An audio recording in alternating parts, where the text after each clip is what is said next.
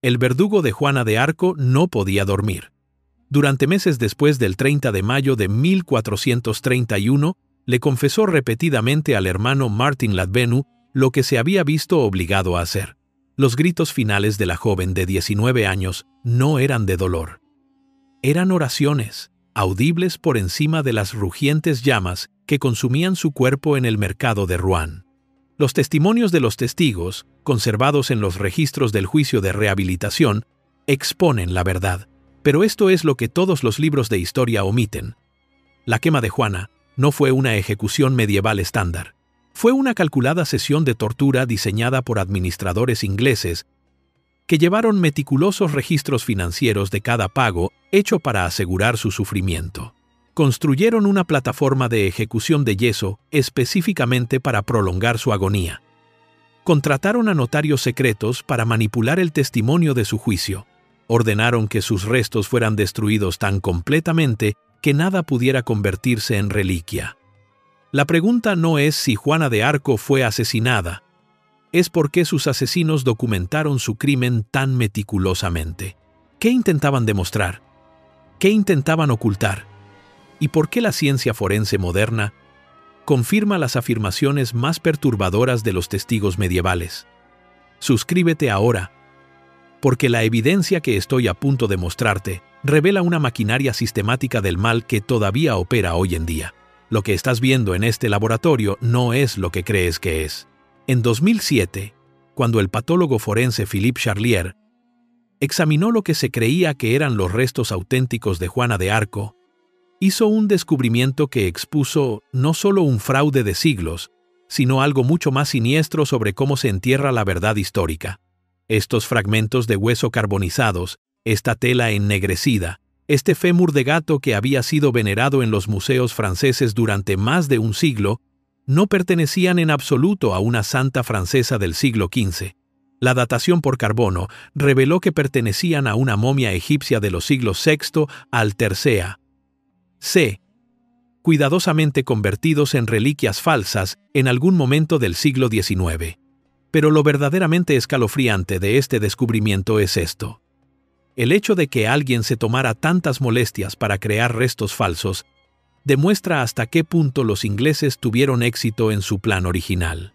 No solo mataron a Juana de Arco, sino que borraron todo rastro de su existencia física tan a fondo que, siglos después, la gente estaba lo suficientemente desesperada como para venerar los huesos de un antiguo egipcio. Los verdugos ingleses de 1431 lograron algo que incluso los regímenes totalitarios modernos tienen dificultades para conseguir: el borrado completo del legado material de su víctima. Pero lo que no pudieron borrar fueron sus propias palabras. Los mismos hombres que orquestaron la tortura de Juana llevaron registros obsesivos de cada detalle, cada pago, cada crueldad deliberada. Documentaron su crimen con la precisión de contables y la minuciosidad de historiadores, casi como si quisieran que la posteridad fuera testigo de su metódica destrucción de una adolescente. Y ahora, 6 siglos después, sus propios testimonios revelan exactamente cómo construyeron su maquinaria de sufrimiento. La pregunta que atormentaba las noches de insomnio de aquel verdugo todavía resuena en estos documentos. ¿Cómo se destruye sistemáticamente no solo a una persona, sino la posibilidad misma de su recuerdo físico? La respuesta reside en comprender que lo que le sucedió a Juana no fue una ejecución, fue un experimento de eliminación total, y estamos a punto de examinar cada paso documentado de ese proceso. Pero antes de sumergirnos en esos documentos de destrucción sistemática, necesitas entender exactamente qué era lo que los ingleses estaban tan desesperados por eliminar. 6 de enero de 1412. Nace una niña campesina en Domremy, un pueblo tan insignificante que la mayoría de los mapas de la época ni siquiera lo marcan. Su padre, Jacques, trabaja tierras alquiladas. Su madre, Isabel, y la lana, y absolutamente nada en la pequeña Jeanne d'Arc, sugiere que pronto tendrá a administradores ingleses calculando el coste exacto de su tortura. La Francia de su infancia es un reino en sus estertores de muerte, dividido entre los ocupantes ingleses y sus aliados borgoñones, con el legítimo Delfín Carlos, acobardado en lo que queda de su territorio al sur del río Loira. Las fuerzas inglesas controlan París, Normandía y la mayor parte del norte de Francia, mientras que las familias nobles francesas han sido sistemáticamente compradas, intimidadas o masacradas hasta la sumisión. En este mundo, las opiniones de una campesina sobre política importan tanto como sus pensamientos sobre teología, es decir, nada en absoluto. Pero a los 13 años, de pie en el jardín de su padre en Domremy, Juana experimenta algo que remodelará la política europea para siempre. Más tarde lo describe como una voz acompañada de una luz brillante, que se identifica como el arcángel Miguel, ordenándole que expulse a los ingleses de Francia y asegure la coronación del delfín en la catedral de Reims. La mayoría de las campesinas medievales que experimentaban visiones religiosas habrían sido casadas rápidamente para evitar avergonzar a la familia, pero las voces de Juana vienen con instrucciones militares y políticas específicas que parecen imposibles de concebir para una granjera analfabeta. Su conocimiento detallado del protocolo de la corte, la estrategia militar y los argumentos teológicos asombrará más tarde al clero educado que la examine. Pero en 1428 es solo una adolescente decidida que exige al capitán local Robert de Baudricourt que le dé una escolta armada a la corte del Delfín en Chinon. La respuesta inicial de Baudricourt es predecible. Le dice al primo de Juana que se la lleve a casa y sugiere que su padre le dé una paliza para que entre en razón. Pero la persistencia de Juana, combinada con su asombrosa habilidad para predecir resultados militares, va desgastando gradualmente la resistencia. Cuando predice correctamente una gran derrota francesa en la batalla de los Arenques, antes de que la noticia llegue a Vaucouleurs, Baudricourt comienza a preguntarse si esta extraña chica podría estar realmente inspirada por la divinidad. El viaje de 11 días a través de territorio controlado por los ingleses debería haber sido la sentencia de muerte de Juana, una campesina viajando con 6 hombres de armas a través de tierras enemigas donde la violación y el asesinato son sucesos diarios. En cambio, llega a Chinon viva y de alguna manera convence al delfín de que Dios la ha elegido para salvar a Francia. A los pocos meses de esa visión en el jardín, Juana llevará armadura y comandará ejércitos, transformándose de una granjera desconocida en la mujer más famosa de Europa. Lo que Juana no sabía era que su éxito la convertiría en la prisionera más valiosa del continente. Y los prisioneros valiosos no tienen muertes fáciles, tienen muertes útiles. Ya, en la corte inglesa, los administradores están empezando a calcular no solo respuestas militares a las victorias de Juana, sino algo mucho más siniestro. ¿Cuánto costaría destruirla tan completamente que se convirtiera en una lección objetiva en lugar de una mártir? ¿Y cuán minuciosamente tendría que documentarse esa destrucción para servir a sus propósitos políticos? Los administradores ingleses que calculaban la destrucción de Juana tenían buenas razones para su creciente pánico, porque lo que esta campesina de 17 años logró en el lapso de solo un año desafiaba todas las reglas de la guerra medieval. 29 de abril de 1429. Juana llega a Orleans, donde las fuerzas inglesas han mantenido un asedio férreo durante 7 meses, matando de hambre lentamente a los 40.000 habitantes de la ciudad hasta la rendición. Las fortificaciones inglesas, llamadas bastillas, rodean la ciudad como una trampa mortal medieval. Enormes estructuras de madera y piedra erizadas de cañones y ballestas posicionadas para interceptar cualquier convoy de suministros o fuerza de socorro. Los expertos militares de la época consideraban inevitable la caída de Orleans, el último clavo en el ataúd de Francia. Pero a los 4 días de la llegada de Juana, los ingleses huyen en completo desorden. ¿Cómo logra una granjera analfabeta lo que las mentes militares más brillantes de Francia no pudieron conseguir en 7 meses? Los soldados que lucharon a su lado dejaron testimonios que se leen menos como informes militares y más como relatos de milagros. Jean d'Aulon, su mayordomo personal, describe a Juana posicionando la artillería con una precisión que asombró a los ingenieros profesionales, prediciendo exactamente dónde colapsarían las defensas inglesas bajo el bombardeo. El duque de Alençon recuerda cómo esquivó una bala de cañón agachándose en el momento preciso y luego le informó con calma que otro disparo lo mataría si no se movía de un lugar específico. Lo más notable es que Juana sufre una herida de flecha entre el cuello y el hombro durante el asalto a la fortaleza de Les Tourelles, pero regresa a la batalla el mismo día, liderando la carga final que rompe la resistencia inglesa. El impacto psicológico de su presencia parece multiplicar la eficacia de combate francesa. Soldados que habían estado retirándose aterrorizados durante meses, de repente avanzan con un coraje suicida cuando Juana levanta su estandarte blanco blasonado con los nombres de Jesús y María. La campaña del Loira que sigue se lee como un libro de texto militar sobre operaciones ofensivas rápidas, cada victoria impulsando la siguiente. Jargeau cae en 3 días. Meun-sur-Loire capitula sin un asedio. Y en Patay, las fuerzas de Juana logran lo que los historiadores militares todavía consideran imposible: una carga de caballería que destruye un ejército inglés de más de 2.000 hombres mientras sufre bajas de menos de 30. El comandante inglés Lord Talbot, previamente considerado invencible, es capturado junto con la mayoría de sus oficiales. Pero el mayor triunfo de Juana no es militar, es simbólico. 17 de julio de 1429. Catedral de Reims. Carlos VII se arrodilla ante el altar mientras el arzobispo de Reims le coloca la corona de Francia en la cabeza. Con Juana de pie, cerca sosteniendo su estandarte. Por primera vez en 8 años, Francia tiene un rey debidamente consagrado. Y toda pretensión inglesa a la soberanía francesa queda reducida a papel y pretexto.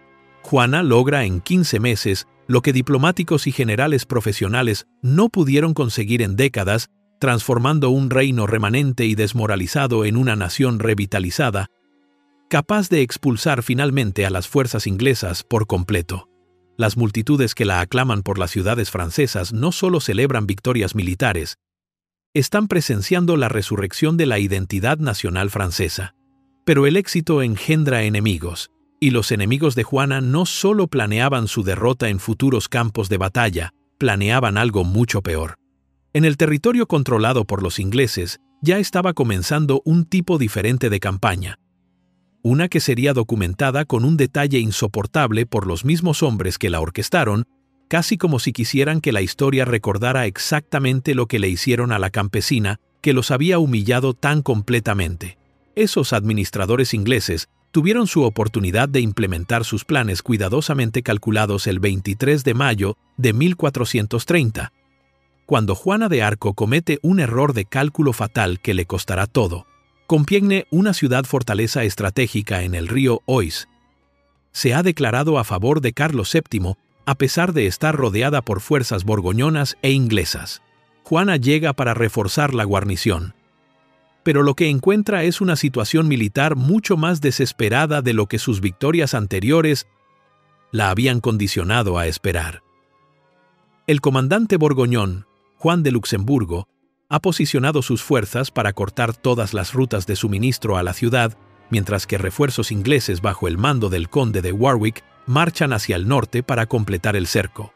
La brillantez táctica de Juana, que le sirvió tan bien en operaciones ofensivas, se convierte en un lastre en este escenario defensivo donde la paciencia, en lugar de la audacia, ofrece el único camino hacia la supervivencia. En la tarde del 23 de mayo, Juana lidera una salida contra las posiciones borgoñonas fuera de las murallas de la ciudad, inicialmente haciendo retroceder a las fuerzas enemigas con sus características tácticas agresivas.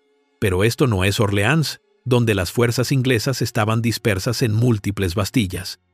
Aquí, la caballería borgoñona concentrada puede responder rápidamente a los ataques franceses.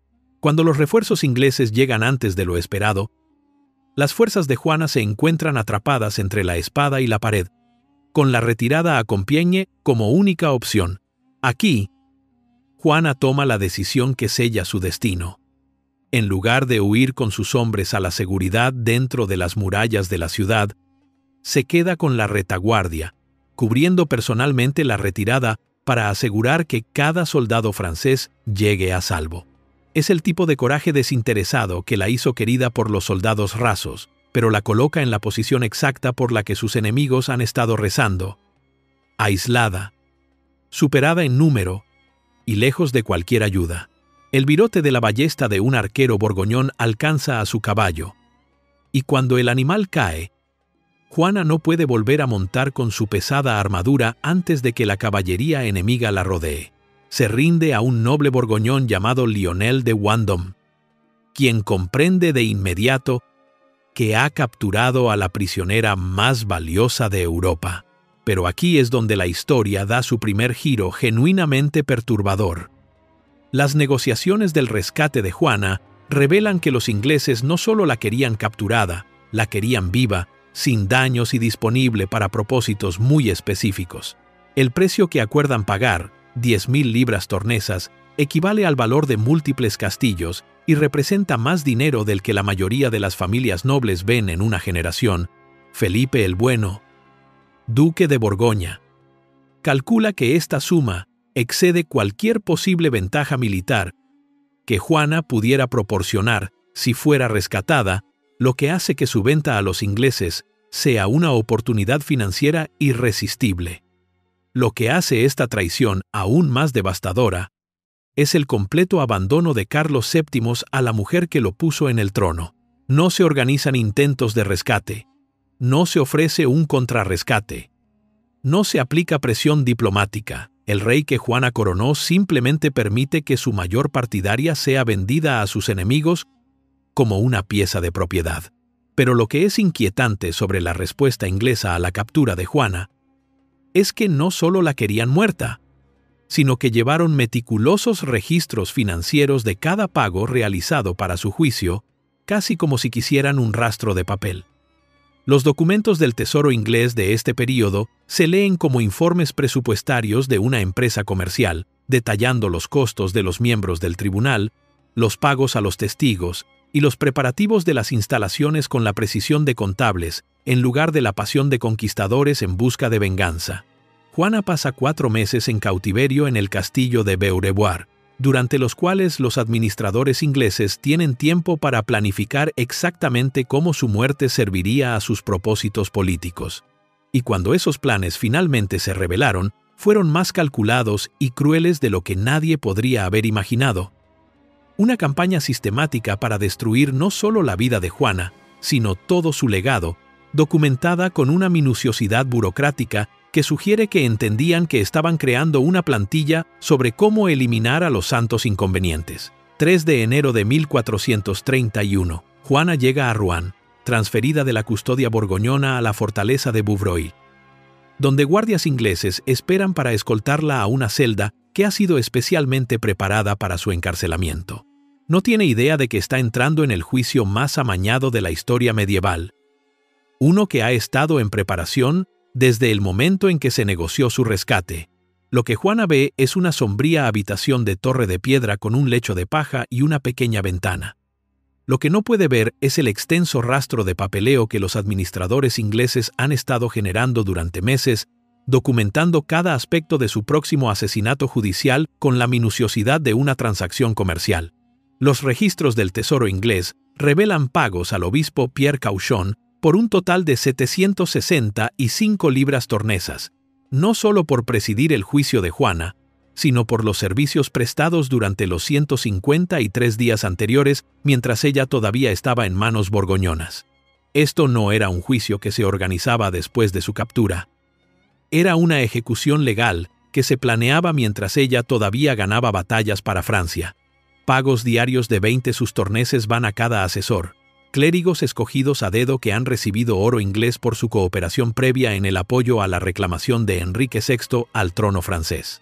La Universidad de París, ese árbitro supuestamente neutral de asuntos teológicos, recibe pagos institucionales por proporcionar opiniones expertas sobre las tendencias heréticas de Juana, opiniones que han estado desarrollando basándose en informes de sus actividades en lugar de cualquier examen real de sus creencias. El propio Pierre Cauchon representa todo lo corrupto de este proceso. Un obispo francés que ha pasado años sirviendo a los intereses ingleses, recompensado con puestos lucrativos por su disposición a subordinar la ley de la Iglesia a la necesidad política. Su nombramiento como juez de Juana viola principios eclesiásticos fundamentales, ya que Juana fue capturada en Compiègne, que cae bajo la jurisdicción del obispo de Beauvais, de territorio que se ha perdido a manos de las fuerzas francesas, lo que significa que Cauchon no tiene autoridad legítima para juzgarla. Pero a los ingleses no les preocupan las sutilezas legales cuando simplemente pueden pagar por el veredicto que necesitan. La selección del lugar revela una mayor manipulación. Rouen, la capital administrativa de la Normandía, ocupada por los ingleses, donde cada funcionario, cada guardia, cada sirviente depende de los salarios ingleses para su supervivencia. Juana se enfrentará a sus acusadores en una ciudad donde apoyarla significa traición contra la autoridad ocupante. Rodeada de personas cuyos medios de vida dependen de su condena.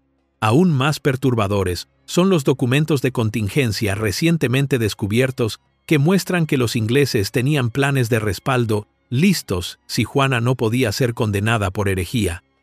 Cargos alternativos de traición, brujería y conspiración que podrían desplegarse si su narrativa preferida no lograba convencer al tribunal. Esto no era un procedimiento legal en busca de la verdad.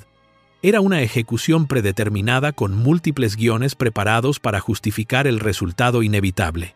La guerra psicológica comienza inmediatamente a la llegada de Juana.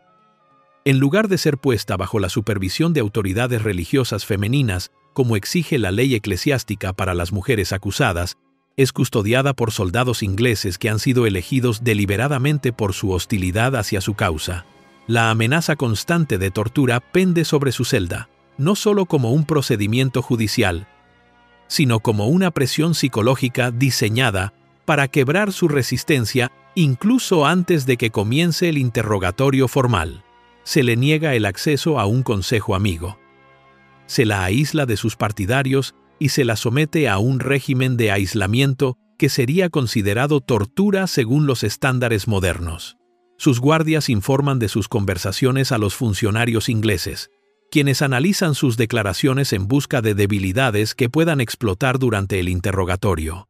Lo más perturbador no es solo la naturaleza integral de este juicio amañado, es cuán minuciosamente los ingleses documentaron su propia manipulación, preservando registros de pagos, instrucciones y planificación estratégica con un orgullo burocrático que sugiere que veían su corrupción sistemática de la justicia eclesiástica como un logro digno de conmemoración.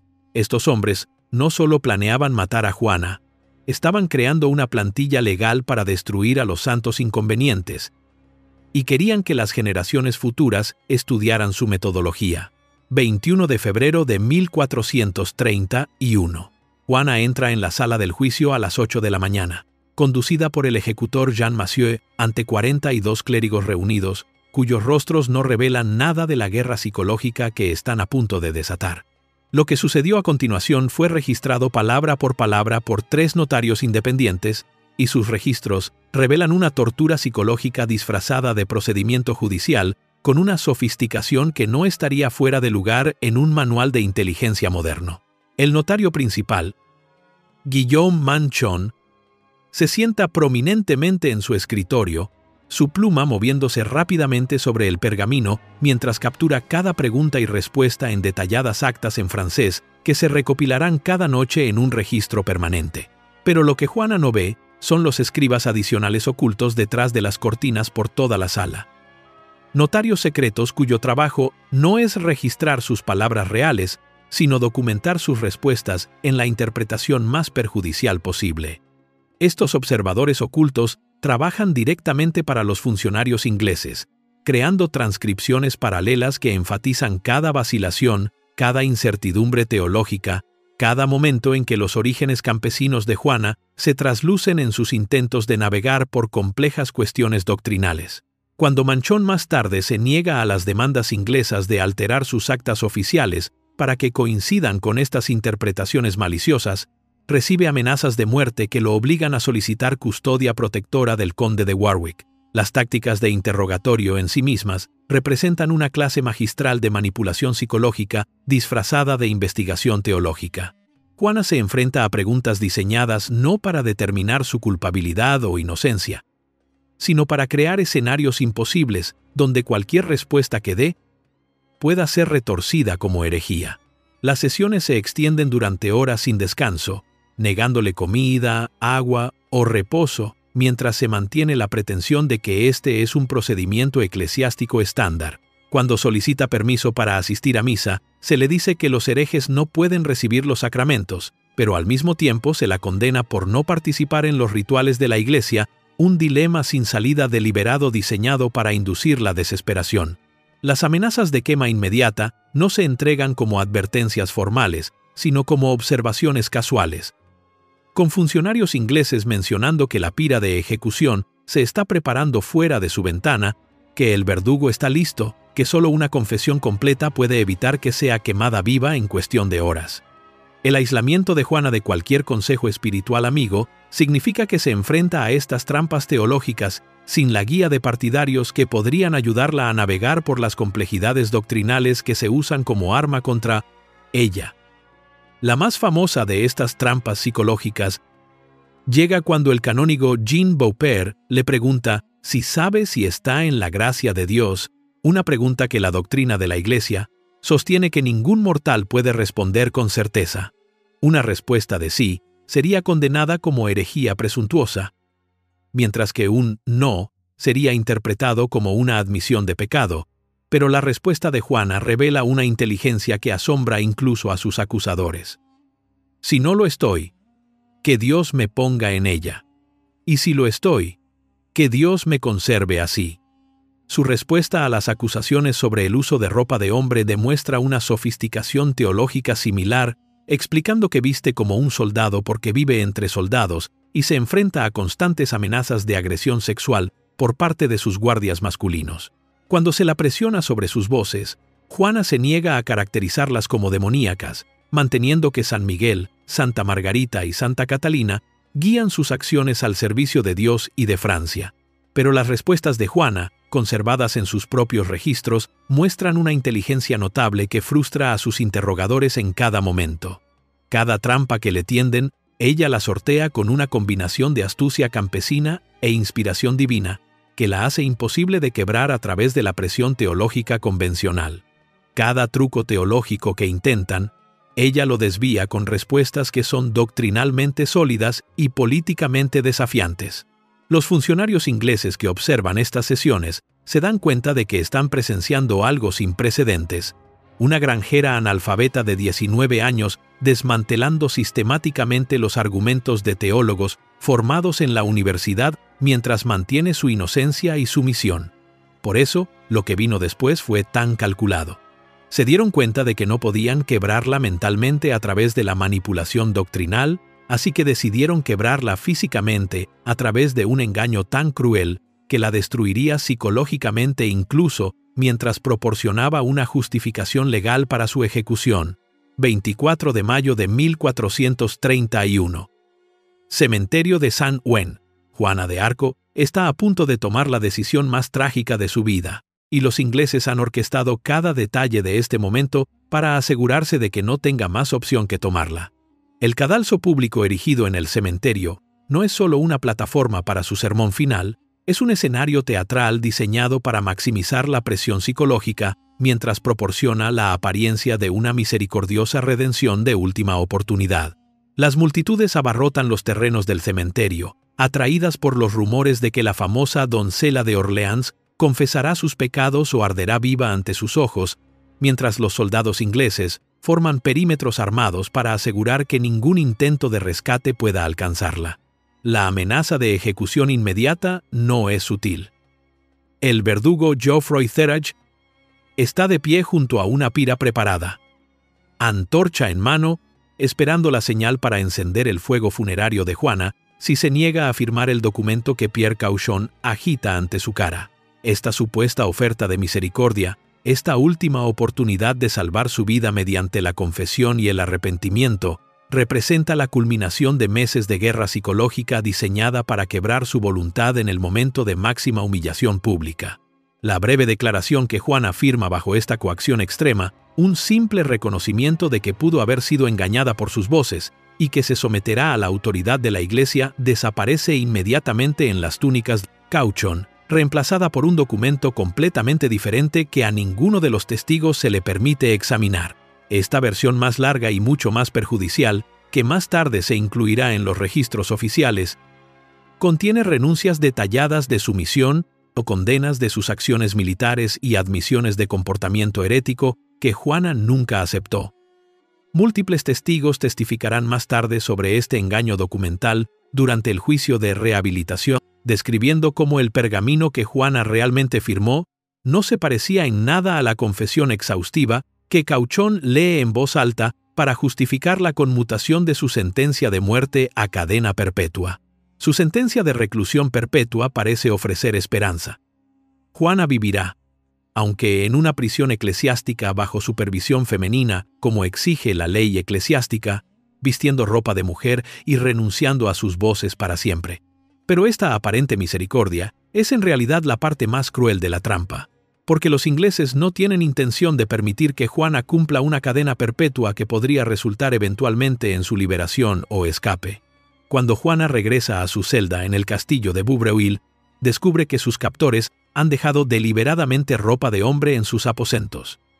El mismo atuendo de soldado que usó durante sus campañas militares, ahora posicionado como una tentación irresistible para violar los términos de su confesión. La manipulación psicológica alcanza su punto más vicioso cuando, según 3 testimonios de testigos distintos, un gran señor inglés intenta violar a Juana en su celda, una agresión claramente diseñada para forzarla a volver a usar ropa protectora masculina, lo que constituiría una violación inmediata de su acuerdo de abjuración. La elección de Juana se vuelve imposible.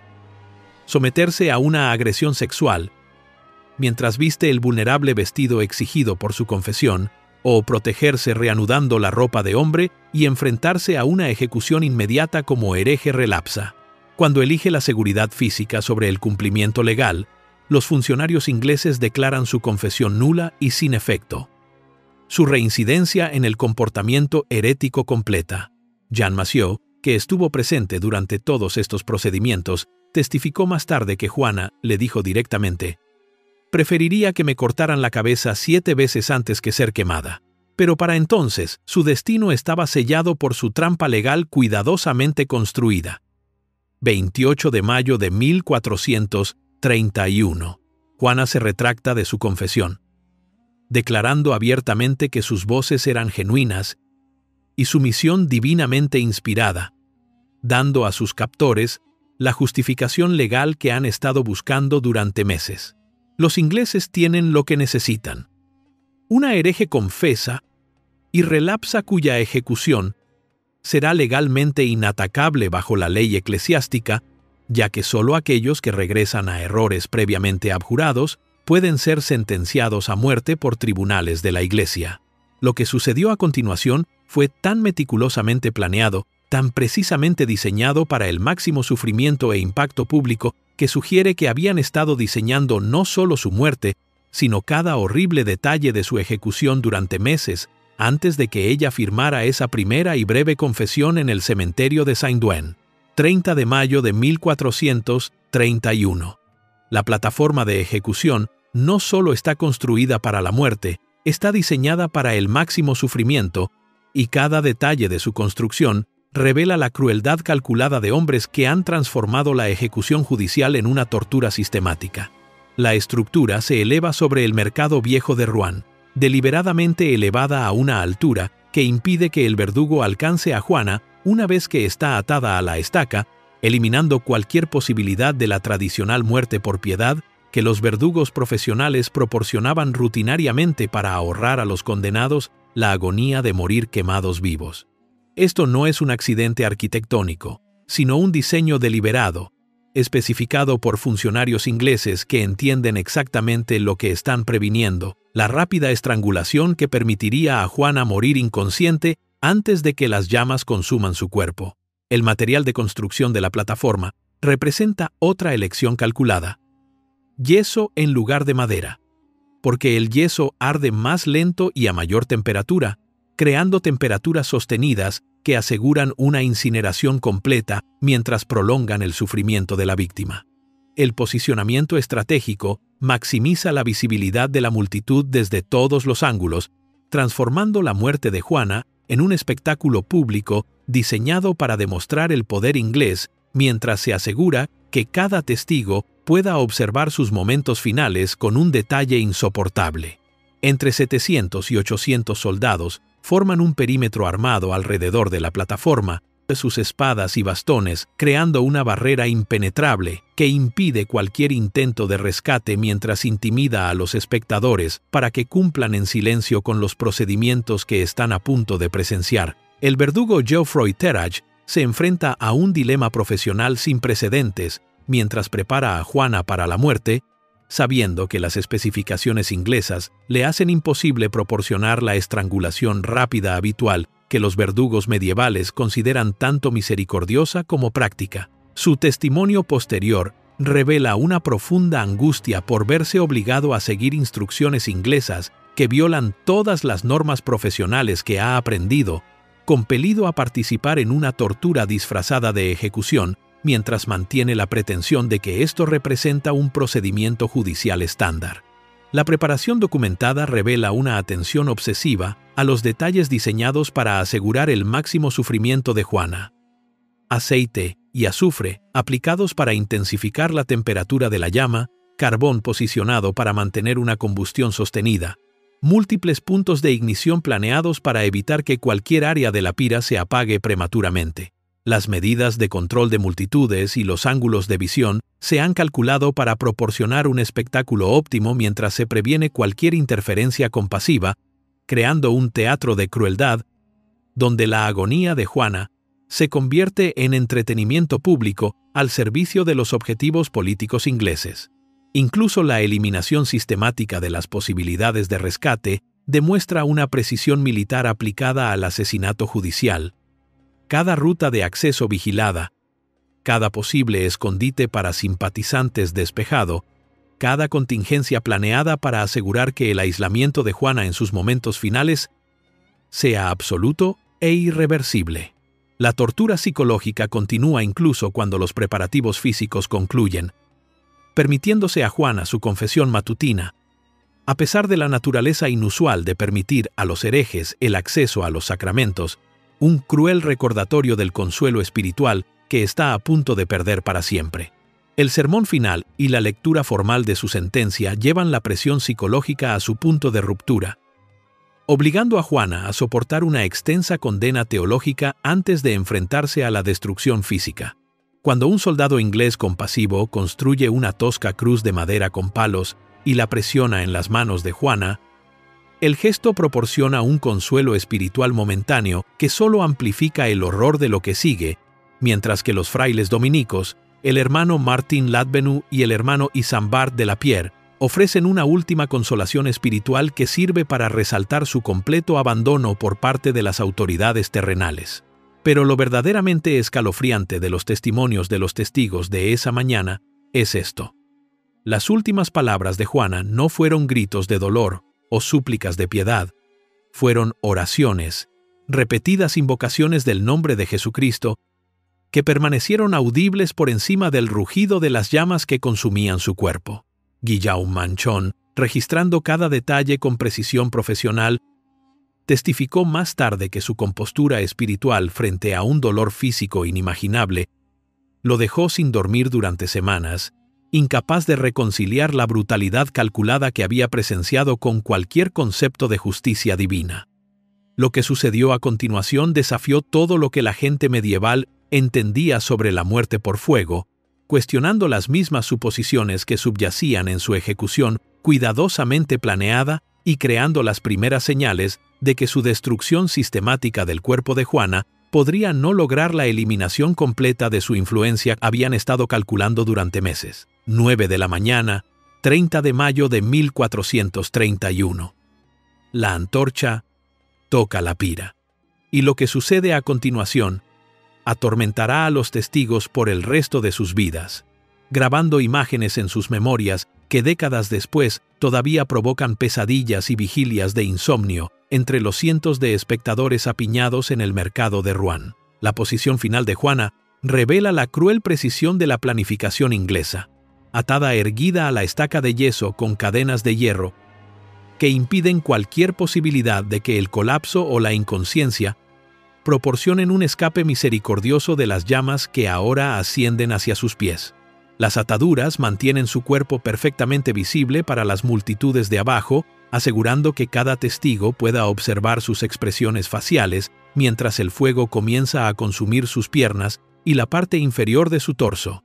Las primeras llamas producen una reacción inmediata de la multitud congregada, muchos de los cuales comienzan a llorar antes de que la ropa de Juana siquiera se incendie. Su respuesta emocional provocada no por el espectáculo de la ejecución, sino por el sonido de su voz elevándose por encima del crepitar de la madera. En lugar de gritos o súplicas de piedad, las oraciones vocales de Juana resuenan en todo el mercado con una claridad sobrenatural.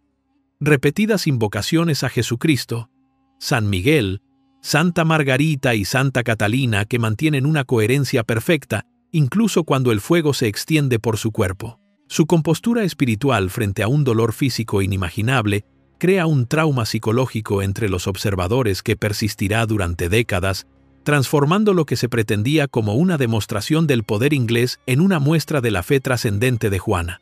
Guillaume Manchon, el notario principal, cuyo deber profesional le exige documentar cada detalle de la ejecución, testifica más tarde que presenciar la muerte de Juana lo dejó incapaz de sentirse en paz durante más de un mes, sus noches llenas de imágenes de la joven de 19 años llamando a los santos mientras las llamas consumían su carne.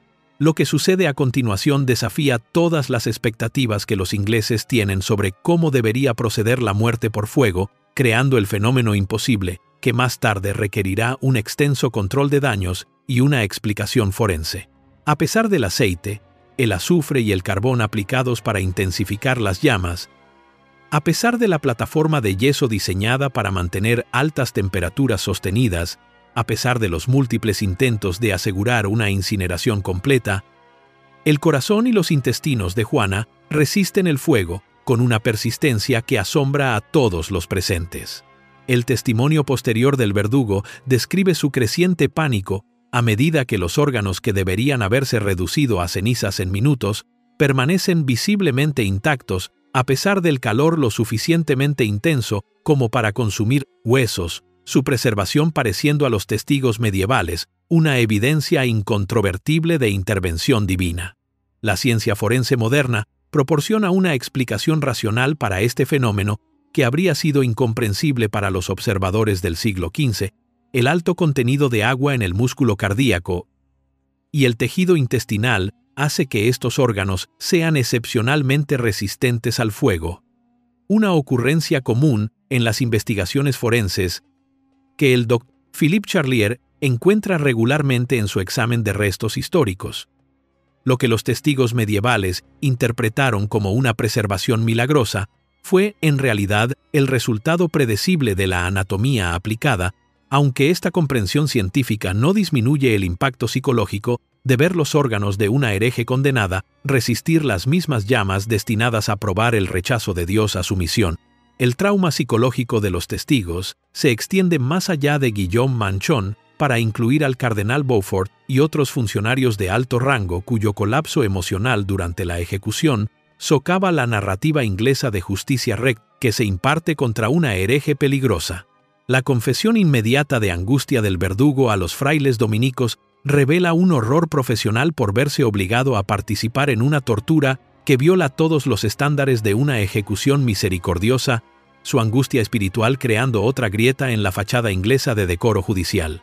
El trauma psicológico masivo se extiende por la multitud mientras cientos de testigos confrontan simultáneamente la brecha entre la propaganda oficial inglesa sobre la naturaleza herética de Juana y la evidencia de sus propios sentidos al ver a una adolescente rezar coherentemente mientras se quema viva. El pánico inglés se hace visible cuando los funcionarios se dan cuenta de que su demostración de poder cuidadosamente planeada se está transformando en algo que podría interpretarse fácilmente como un martirio, lo que provoca órdenes inmediatas de apagar las llamas para la verificación de la multitud, en lugar de permitir que la ejecución proceda según su cronograma original.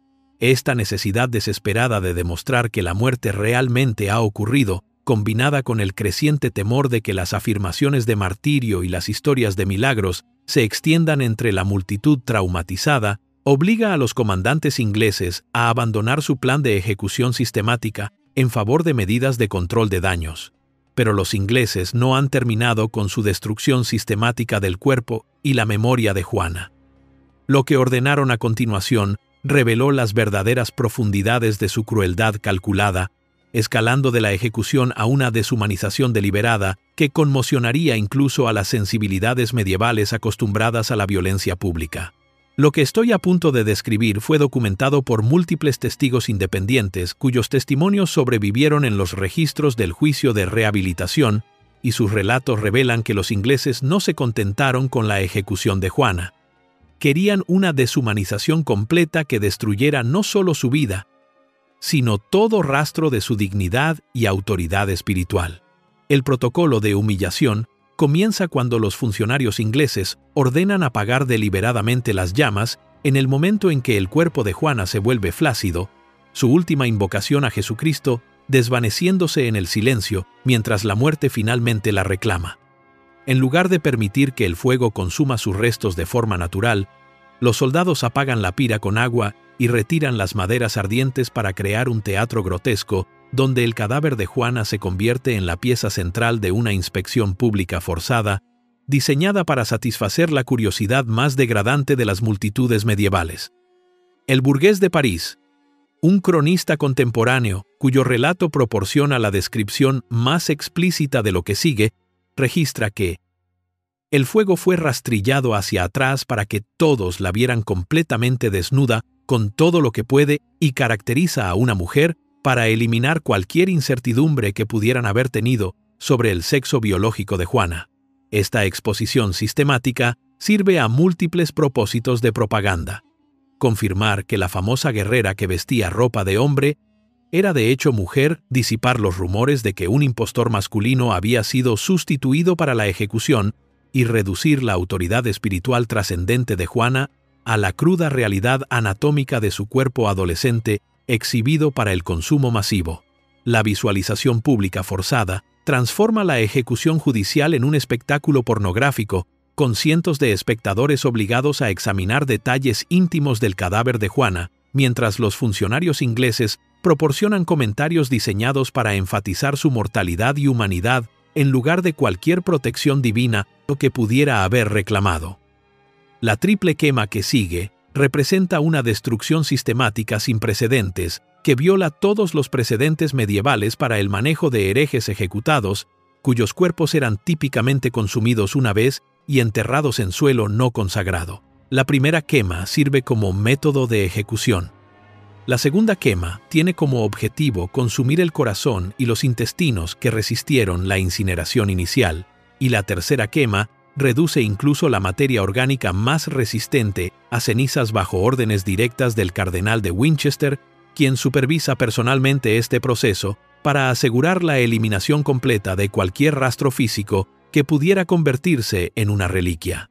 Entre cada fase de quema, los restos de Juana son examinados y manipulados por funcionarios ingleses que tratan su cadáver como un sujeto experimental en lugar del cuerpo de un ser humano ejecutado. Su enfoque clínico de la destrucción sistemática revela una eficiencia burocrática aplicada a la eliminación teológica.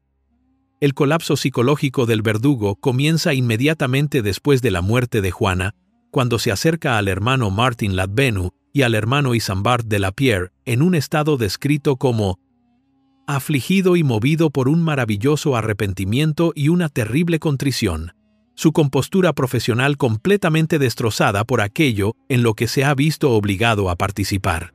Su confesión revela un miedo sin precedentes a la condenación eterna por matar a una mujer santa, una admisión que representa un suicidio profesional para un verdugo medieval, cuyo sustento depende de mantener la ficción de que sirve a la justicia divina en lugar de a la conveniencia política. La angustia espiritual del verdugo se vuelve aún más profunda cuando describe el fenómeno imposible de los órganos de Juana, resistiendo la destrucción completa a pesar de su aplicación de aceite, azufre y carbón diseñados para asegurar la incineración total. Su gran asombro ante el corazón y los intestinos que de ninguna manera podían quemarse, refleja no solo confusión profesional, sino un terror creciente de que ha participado en el asesinato de alguien bajo protección divina. Los testigos medievales interpretan esta resistencia orgánica como una evidencia incontrovertible de intervención divina, creando exactamente el tipo de historia milagrosa que los funcionarios ingleses esperaban prevenir a través de su protocolo de eliminación sistemática.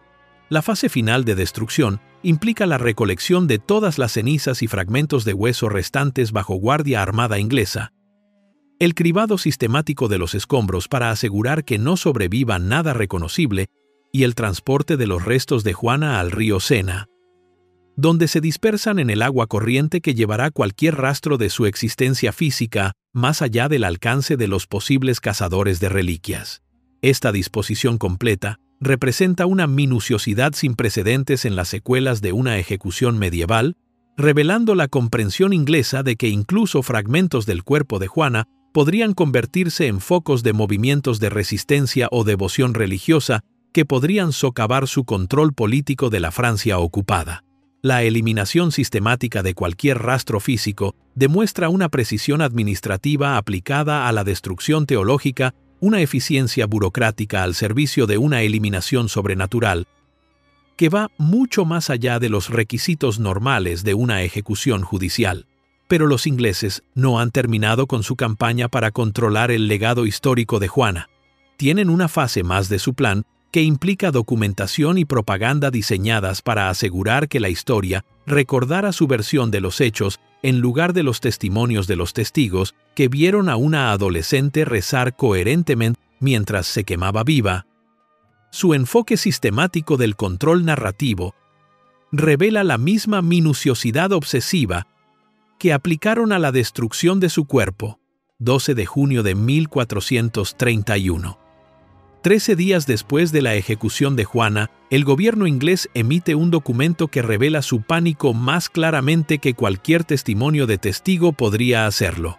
Una promesa formal de extender la protección real sobre cada miembro del tribunal si el Papa decide procesarlos por su participación en el juicio de Juana. Esto no es un procedimiento estándar posterior a la ejecución, sino un desesperado control de daños, una admisión tácita de irregularidades que el Consejo de Enrique VI intenta disfrazar de precaución administrativa de rutina, mientras reconoce la peligrosa responsabilidad en la que todos han incurrido al participar en lo que están comenzando a darse cuenta de que fue un asesinato judicial en lugar de una justicia eclesiástica legítima. El temor inmediato a las represalias de la Iglesia refleja su creciente conciencia de que la ejecución de Juana ha creado más problemas de los que resolvió, transformando a una prisionera política en una mártir potencial cuya muerte podría provocar exactamente el tipo de investigación papal que esperaban prevenir mediante su cuidadosa manipulación del procedimiento eclesiástico. La promesa de protección real revela la comprensión inglesa de que sus jueces elegidos a dedo saben que han violado principios fundamentales de la ley eclesiástica. Sus solicitudes de inmunidad demuestran que incluso los miembros corruptos del tribunal reconocen que han cruzado líneas que podrían resultar en excomunión o algo peor si autoridades eclesiásticas superiores deciden examinar sus procedimientos. La campaña de propaganda se lanza simultáneamente en todos los territorios controlados por los ingleses, con la Universidad de París, emitiendo publicaciones formales que anuncian la ejecución de Juana y proporcionan una justificación teológica para su muerte que enfatiza su herejía y reincidencia, mientras omite cuidadosamente cualquier mención del sesgo sistemático, la manipulación financiera o las violaciones procesales que caracterizaron su juicio.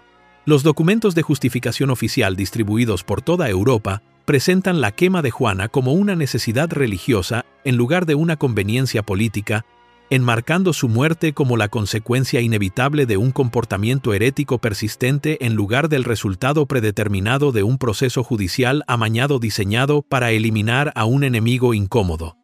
Este intento de controlar la narrativa histórica se extiende más allá de la simple propaganda a un esfuerzo sistemático para establecer la ejecución de Juana como un precedente de cómo la Iglesia debería manejar casos similares de supuesta inspiración divina, sirviendo su documentación a un doble propósito de justificación política inmediata y plantilla teológica a largo plazo. La intimidación de los testigos comienza casi inmediatamente después de la muerte de Juana, con funcionarios ingleses profiriendo amenazas contra los miembros del tribunal que mostraron alguna simpatía hacia la acusada o expresaron dudas sobre la legitimidad de los procedimientos, supresión sistemática diseñada para evitar que testimonios potencialmente dañinos surjan en futuras investigaciones. Guillaume Manchon se enfrenta a un escrutinio particular porque sus detallados registros notariales contienen evidencia de la manipulación inglesa que podría socavar su narrativa oficial. Su temor por la seguridad personal lo obliga a solicitar protección real de las mismas autoridades cuyos crímenes expone su documentación. La presión sistemática para mantener la historia oficial se extiende a todo el clero participante, que recibe instrucciones explícitas sobre cómo caracterizar el juicio de Juana si son interrogados por autoridades eclesiásticas superiores. Su consistencia requerida revela la comprensión inglesa de que testimonios contradictorios podrían exponer la corrupción sistemática subyacente a su fachada judicial. Incluso funcionarios menores como Jean Massieu se ven sujetos a intimidación diseñada para asegurar su silencio sobre las violaciones procesales que presenciaron. La naturaleza exhaustiva de la supresión de testigos demuestra la conciencia inglesa de que su justificación legal cuidadosamente construida podría colapsar si testimonios auténticos llegan a audiencias no simpatizantes. El encubrimiento del rastro financiero intenta reformular la corrupción obvia como un procedimiento legal estándar, con los registros de pago ingleses caracterizados de repente como financiación rutinaria del tribunal, en lugar de evidencia de sesgo y manipulación sistemáticos, diseñados para asegurar resultados predeterminados. La documentación que anteriormente sirvió como prueba de una preparación exhaustiva para el juicio de Juana, ahora se convierte en evidencia vergonzosa de interferencia política en la justicia eclesiástica, requiriendo una reinterpretación creativa que transforma el soborno en necesidad administrativa y la manipulación de testigos en eficiencia procesal. A pesar de estos intentos de encubrimiento, la obsesión inglesa con la documentación burocrática significa que los registros incriminatorios sobreviven en archivos del Tesoro y archivos administrativos, su compulsivo mantenimiento de registros, creando un rastro de papel inadvertido que eventualmente expondrá todo lo que ahora están tratando de ocultar a través de la interpretación selectiva y la manipulación narrativa. Pero los ingleses habían subestimado algo crucial sobre el poder de la verdad documentada. Sus propios registros meticulosos se convertirían eventualmente en la principal evidencia que expondría su corrupción sistemática, su precisión burocrática al organizar la destrucción de Juana, proporcionando a futuros investigadores los planos detallados de exactamente cómo habían transformado la justicia eclesiástica en un asesinato político disfrazado de necesidad religiosa. Noviembre de 1449. Rouen cae ante las fuerzas francesas después de 18 años de ocupación inglesa. Y por primera vez, desde la ejecución de Juana, la gente puede decir la verdad sobre su juicio sin temor a ser encarcelada, torturada o asesinada. La atmósfera en la ciudad reconquistada se asemeja a la de un territorio liberado, donde los colaboradores de repente se encuentran expuestos y los miembros de la resistencia emergen de décadas de silencio forzado, sus testimonios reprimidos, a punto de hacer añicos la narrativa inglesa cuidadosamente construida que ha dominado los registros históricos durante casi 2 décadas. Carlos VII, finalmente seguro en su trono gracias a la misma mujer que abandonó a sus captores ingleses, ordena a Guillaume Bouillet que realice una investigación formal sobre los procedimientos judiciales que condenaron a su mayor partidaria, aunque su motivación proviene más de la necesidad política que de una lealtad tardía. La condena de Juana por herejía implica que su coronación se logró a través de las acciones de una bruja condenada, una mancha teológica que amenaza la legitimidad de todo su reinado. La investigación comienza con cautela en marzo de 1450 con Guillaume Bouillet, un respetado teólogo de la Universidad de París, realizando las primeras entrevistas a testigos en circunstancias que revelan la profundidad del miedo que ha silenciado los testimonios potenciales durante 18 años. Inicialmente, solo 7 testigos se atreven a presentarse: Guillaume Manchon, el notario principal, los hermanos Isambard de Lapierre y Martin Ladvenu, Guillaume Duval, Jean Tumouillet, Jean Massieu, Sorprendentemente, Jean Beaupre, que sigue siendo hostil a Juana incluso después de su muerte, pero sus testimonios preliminares son tan explosivos que la noticia se extiende rápidamente por la comunidad religiosa de Rouen, animando a otros testigos a romper su silencio de décadas. Para cuando comienza el juicio de rehabilitación completo en 1455, se ha interrogado a 115 testigos, y su testimonio colectivo crea una imagen completa de corrupción sistemática que expone los procedimientos ingleses como un asesinato judicial disfrazado de justicia eclesiástica. Las revelaciones de Guillaume Manchon proporcionan la evidencia más devastadora de manipulación deliberada. Su testimonio expone a los notarios secretos ocultos detrás de las cortinas, durante los interrogatorios de Juana, escribas cuyo trabajo no era registrar sus palabras reales, sino documentar sus respuestas en la interpretación más perjudicial posible para su uso posterior en la propaganda inglesa.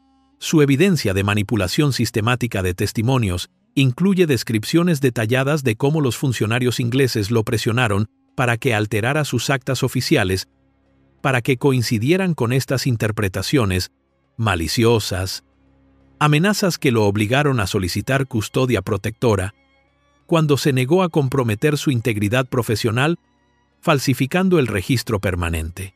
Las amenazas e intimidaciones que caracterizaron el juicio original emergen a través de testigo tras testigo. Sus testimonios revelan un sesgo sistemático que violaba todos los principios de la justicia eclesiástica, mientras servía a los objetivos políticos ingleses disfrazados de necesidad religiosa.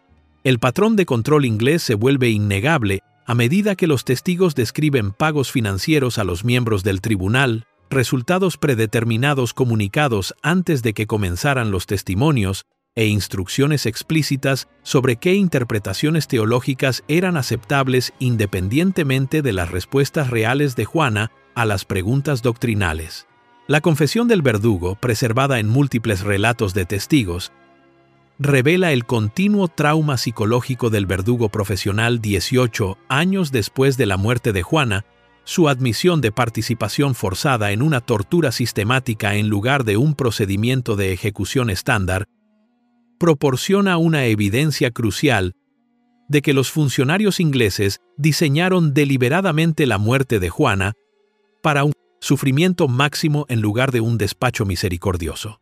Su testimonio sobre el diseño imposible de la plataforma construida específicamente para evitar la tradicional muerte por piedad que habría ahorrado a Juana la agonía de morir quemada viva, confirma que su sufrimiento prolongado fue intencional en lugar de accidental, el resultado de una crueldad calculada en lugar de una necesidad procesal.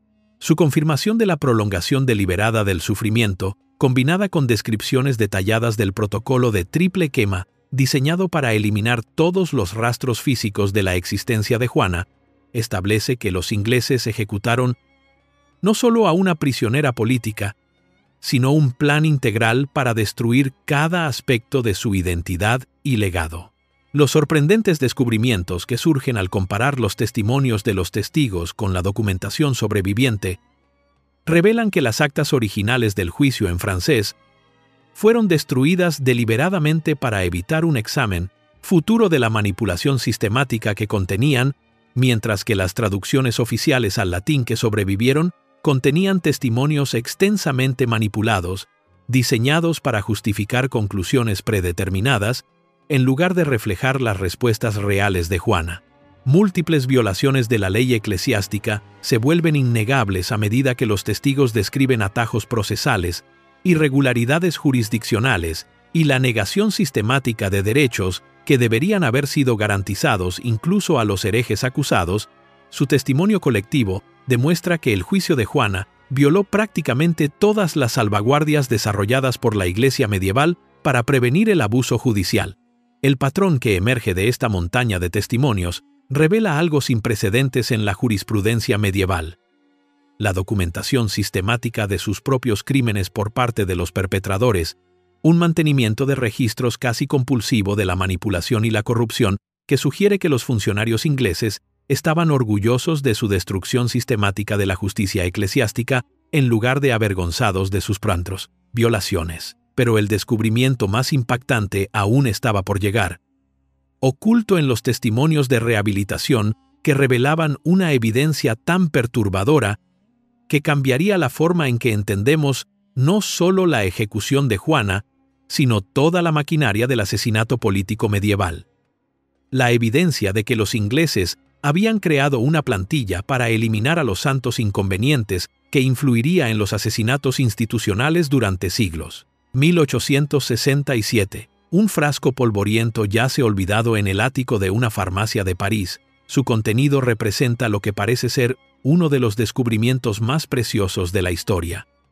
Los restos auténticos de Juana de Arco, completos con una etiqueta de pergamino que dice: restos encontrados bajo la estaca de Juana de Arco, Virgen de Orleans.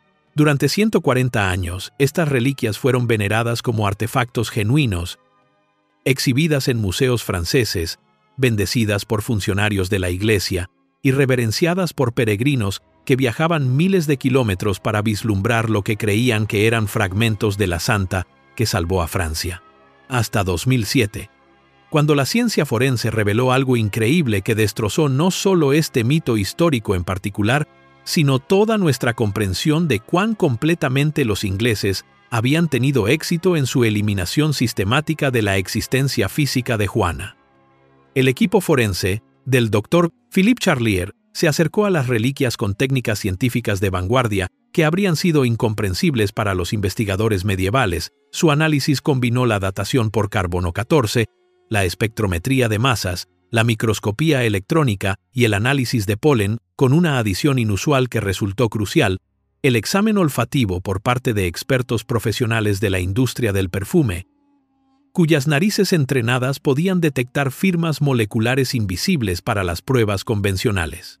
Los resultados de la datación por carbono 14 dieron el primer golpe. Estos restos, supuestamente del siglo XV, databan de los siglos VI, dieron el primer golpe, situándolos en el antiguo Egipto durante el apogeo de las prácticas de momificación en lugar de la Francia medieval durante la Guerra de los 100 años. El análisis de espectrometría confirmó la identificación de la momia egipcia al hacer coincidir los perfiles químicos de los fragmentos de hueso y el material orgánico con muestras conocidas de sitios de enterramiento egipcios. Su composición molecular reveló técnicas de preservación que utilizaban sales de natrón y resina de pino que eran estándar en el embalsamamiento faraónico pero desconocidas en la Europa medieval. La detección por parte de los expertos en perfumes de olores a yeso quemado proporcionó la validación más sorprendente de los testimonios de los testigos medievales, confirmando que la quema genuina en estacas de yeso dejaba firmas químicas distintivas que estas falsas reliquias habían sido diseñadas para replicar mediante la aplicación cuidadosa de minerales calentados a materia orgánica antigua. El cálculo del falsificador revela una sofisticada comprensión tanto de los métodos de ejecución medievales como de los procedimientos de autenticación de reliquias del siglo XIX, lo que sugiere a alguien con acceso a relatos históricos detallados y partes de momias egipcias disponibles a través del comercio de antigüedades que floreció durante las campañas de Napoleón. La datación de la creación en el siglo XIX coincide perfectamente con el movimiento de rehabilitación de Juana. Cuando el nacionalismo francés buscaba validación histórica, una posible conexión con el proceso de beatificación indica que alguien pudo haber creado estas reliquias para proporcionar evidencia física que respaldara la canonización de Juana, llenando la ausencia total de restos auténticos. La inclusión de un fémur de gato demuestra una notable atención al detalle medieval, ya que arrojar gatos negros a las piras de las brujas era una práctica estándar en el siglo XV. El conocimiento del falsificador de costumbres históricas tan específicas sugiere una investigación exhaustiva sobre los procedimientos de ejecución en lugar de un fraude casual. Partes de momias egipcias reutilizadas como reliquias medievales representan una sofisticación sin precedentes en la falsificación histórica, requiriendo acceso a restos antiguos auténticos, conocimiento detallado de los métodos de ejecución medievales y comprensión de cómo los investigadores del siglo XIX probarían la autenticidad de las reliquias sospechosas. Lo que esta elaborada falsificación revela es mucho más perturbador que un simple fraude. La brecha de 600 años en la evidencia física auténtica demuestra el completo éxito del protocolo de eliminación inglés diseñado para prevenir exactamente este tipo de veneración de reliquias. Su destrucción sistemática fue tan minuciosa que los creyentes desesperados finalmente aceptaron restos egipcios antiguos como sustitutos aceptables para la santa francesa que necesitaban adorar. La desesperación moderna por las reliquias de Juana de Arco, evidenciada por 140 años de aceptación incuestionable de restos obviamente fraudulentos, demuestra el poder psicológico de la evidencia física en la memoria histórica y la necesidad humana de una conexión tangible con figuras trascendentes, incluso cuando esa conexión requiere una suspensión voluntaria del análisis crítico. La verdadera evidencia forense no surge de reliquias falsas, sino de la validación científica de los relatos de testigos medievales que los historiadores modernos habían descartado como exageraciones supersticiosas, con la construcción de la estaca de yeso confirmada por el análisis del olor de las firmas químicas de los restos fraudulentos, la resistencia del corazón y los intestinos al fuego explicada científicamente a través de la comprensión moderna de la composición de los órganos, y el testimonio del verdugo validado por la comprensión forense de las dificultades de la cremación que los observadores medievales interpretaron como intervención divina. Los relatos de los testigos medievales, probados como precisos por la ciencia moderna, representan un cambio de paradigma en la metodología histórica, demostrando que los cronistas del siglo XV eran observadores más fiables de los fenómenos físicos que los historiadores del siglo XX, que descartaron sus testimonios como propaganda religiosa en lugar de evidencia forense preservada en lenguaje teológico. Pero la verdad más inquietante no es lo que se nos ocultó a través de siglos de encubrimiento y desinformación. Es lo que se ocultó a plena vista dentro de los mismos documentos que los funcionarios ingleses conservaron como prueba de su destrucción sistemática, su obsesivo mantenimiento de registros creando una confesión inadvertida que revela exactamente cómo el poder institucional transforma el asesinato judicial en un procedimiento burocrático. Todo este tiempo, la verdad completa estuvo en archivos por toda Europa, preservada en bibliotecas de monasterios, tesorerías reales y repositorios eclesiásticos, no oculta en bóvedas secretas o encriptada en manuscritos codificados, sino simplemente ignorada por historiadores que preferían narrativas saneadas a la realidad documentada de un asesinato institucional sistemático disfrazado de procedimiento judicial. El rastro de papel existe con una integridad asombrosa, una confesión burocrática que abarca siglos de cuidadosa preservación por parte de escribanos que entendieron que estaban registrando algo sin precedentes en la jurisprudencia medieval. Los registros notariales originales de Guillaume Manchon sobrevivieron porque se negó a la presión inglesa de destruir la evidencia de su manipulación. Sus detalladas actas en francés proporcionan una documentación día a día de la tortura psicológica disfrazada de investigación teológica, completa con notas al margen que registran su horror personal ante procedimientos que violaban todos los principios de la justicia eclesiástica para los que había sido entrenado. La documentación financiera inglesa persistió en los archivos del Tesoro porque los administradores medievales registraban compulsivamente cada gasto.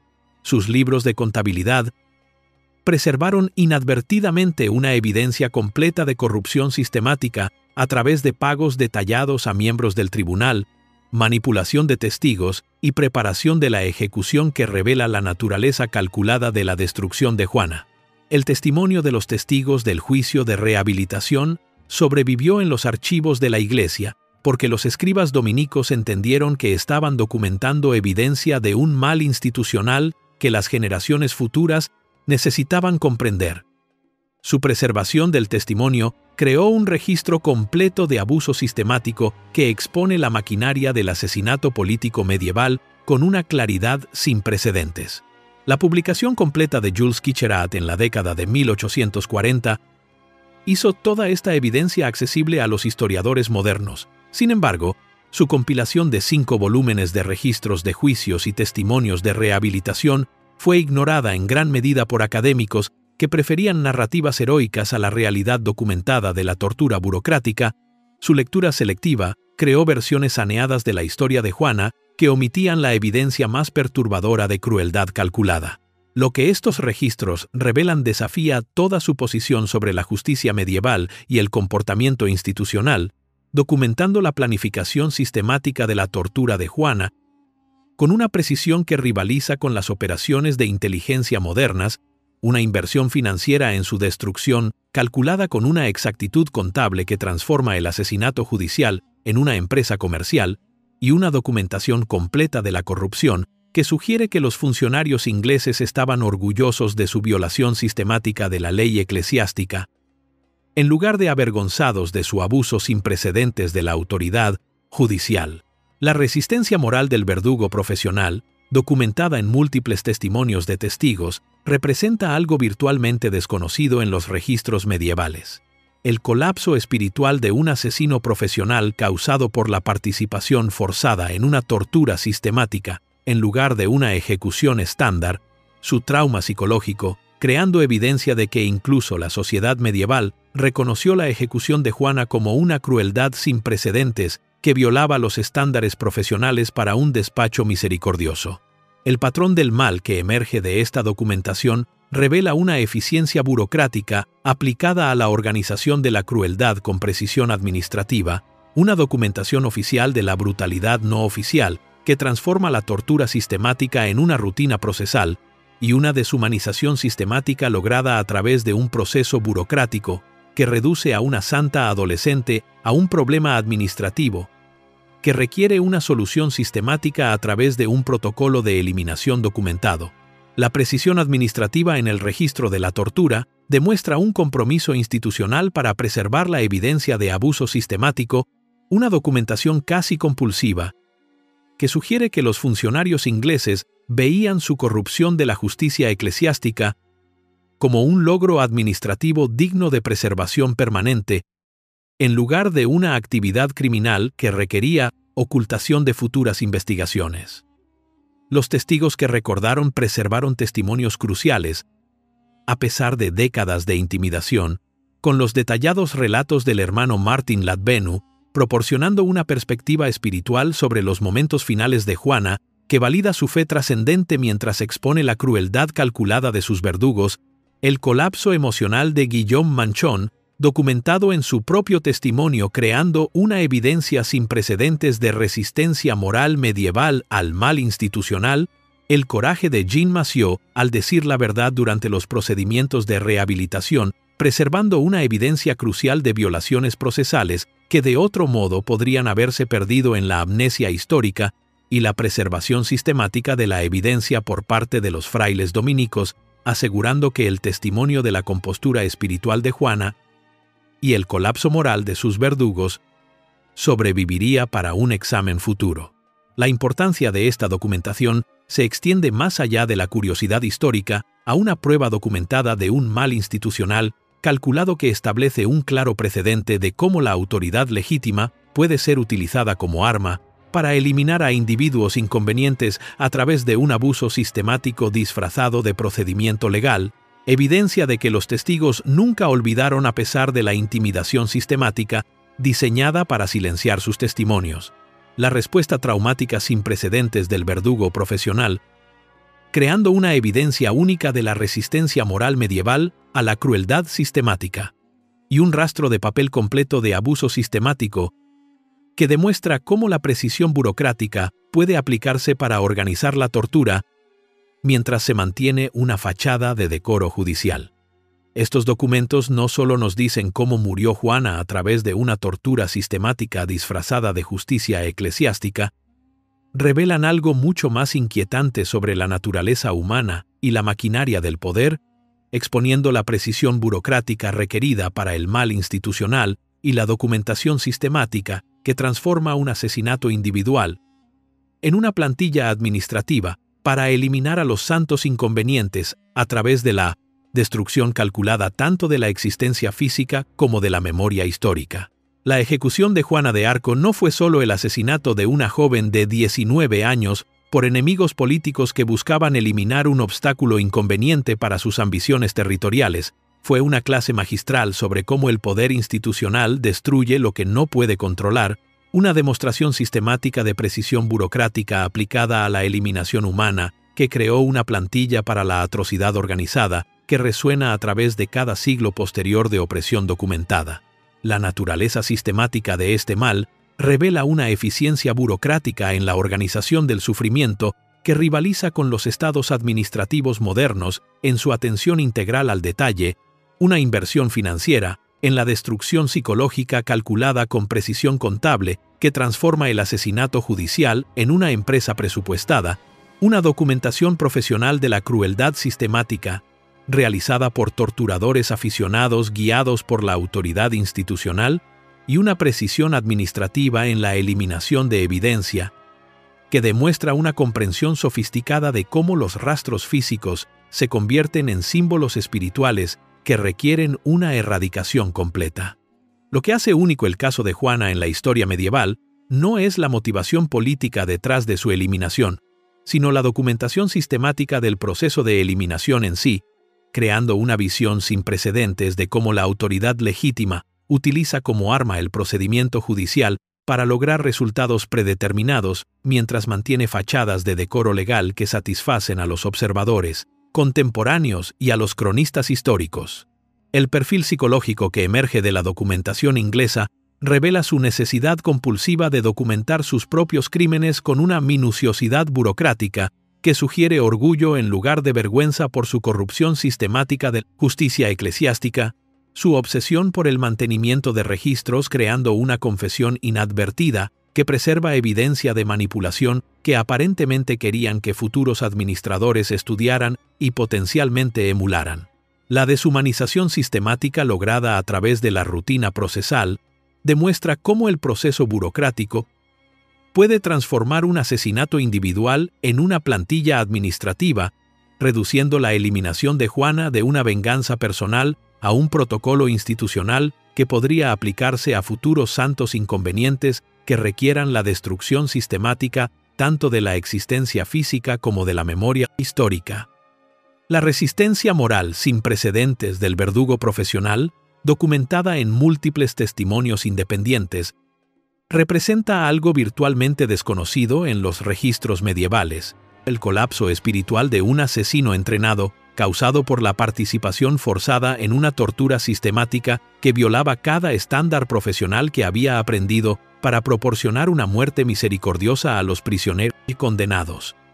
Los testigos que no olvidaron proporcionan una evidencia crucial de que la conciencia individual puede sobrevivir a la presión institucional diseñada para suprimir la resistencia moral, con el mes de insomnio documentado de Guillaume Manchon, demostrando el impacto psicológico que la crueldad sistemática tuvo en los observadores profesionales requeridos para participar en un asesinato judicial y la detallada preservación del testimonio espiritual de Juana por parte del hermano Martin Ladvenu, asegurando que la evidencia de su fe trascendente sobreviviría a los intentos institucionales de caracterizarla como una hereje engañada, el llanto público del cardenal Beaufort, creando una grieta visible en la fachada inglesa de justicia recta que se imparte contra un enemigo peligroso del orden establecido, y la vida entera de culpa del verdugo profesional, proporcionando un testimonio único sobre las consecuencias morales de participar en una tortura sistemática disfrazada de procedimiento legal. Lo que la documentación de Juana revela sobre el poder institucional se extiende más allá de la política medieval a una comprensión fundamental de cómo la autoridad legítima puede ser utilizada como arma para eliminar a individuos inconvenientes a través de un abuso sistemático disfrazado de necesidad judicial, la precisión requerida para la deshumanización sistemática a través del proceso burocrático que transforma la conciencia individual en cumplimiento administrativo. ¿Por qué la documentación compulsiva se convierte tanto en evidencia de corrupción sistemática como en una confesión inadvertida de crimen institucional? ¿Y cómo la resistencia moral individual sobrevive a la presión institucional diseñada para suprimir las objeciones éticas al abuso sistemático? Los paralelismos modernos son inconfundibles en su eficiencia burocrática, aplicada a la organización de atrocidades a través de procesos administrativos, la documentación sistemática de violaciones de derechos humanos que crea rastros de papel de crímenes institucionales, la resistencia profesional al mal institucional que surge cuando la conciencia individual se enfrenta al abuso sistemático, y el reconocimiento de patrones a través de períodos históricos que revela cómo la plantilla de eliminación de Juana influye en siglos posteriores de opresión organizada, disfrazada de procedimiento legal. La ironía final de la destrucción sistemática inglesa reside en que sus propios documentos preservan la evidencia completa de los crímenes que intentaron ocultar a través de la propaganda y la manipulación histórica, su obsesivo mantenimiento de registros, creando una confesión exhaustiva que expone exactamente cómo corrompieron la justicia eclesiástica para servir a objetivos políticos. Los testigos medievales demuestran ser más precisos que los historiadores modernos que descartaron sus testimonios como superstición religiosa, mientras que el análisis científico valida sus observaciones forenses sobre los métodos de ejecución y los fenómenos físicos que los eruditos del siglo XX asumieron que eran exageraciones teológicas en lugar de documentación precisa de tortura sistemática. La verdad sobrevive a través del testimonio de los participantes en lugar de las narrativas oficiales, demostrando cómo los testigos individuales preservan la evidencia del crimen institucional, a pesar de la presión sistemática para mantener la interpretación histórica aprobada que sirve a la autoridad establecida en lugar de a la realidad documentada. La ejecución de Juana sirve como una plantilla para el asesinato institucional, que revela un enfoque sistemático para eliminar a individuos inconvenientes a través del proceso burocrático, el poder de la resistencia moral individual que sobrevive a la presión institucional diseñada para suprimir las objeciones éticas al abuso sistemático, por qué algunas verdades requieren siglos para ser reconocidas, porque desafían suposiciones fundamentales sobre la autoridad legítima y el procedimiento judicial, y la responsabilidad de la memoria histórica de preservar el testimonio de los testigos, en lugar de narrativas saneadas que protegen la reputación institucional a expensas de la verdad documentada. La próxima vez que te encuentres con narrativas históricas saneadas que omiten evidencia perturbadora de abuso institucional sistemático, pregúntate qué documentos se están ignorando en lugar de examinar, qué testimonios de testigos se están descartando en lugar de preservar, qué verdad documentada se esconde a plena vista dentro de archivos que los historiadores prefieren no explorar porque la evidencia contradice suposiciones cómodas sobre el pasado.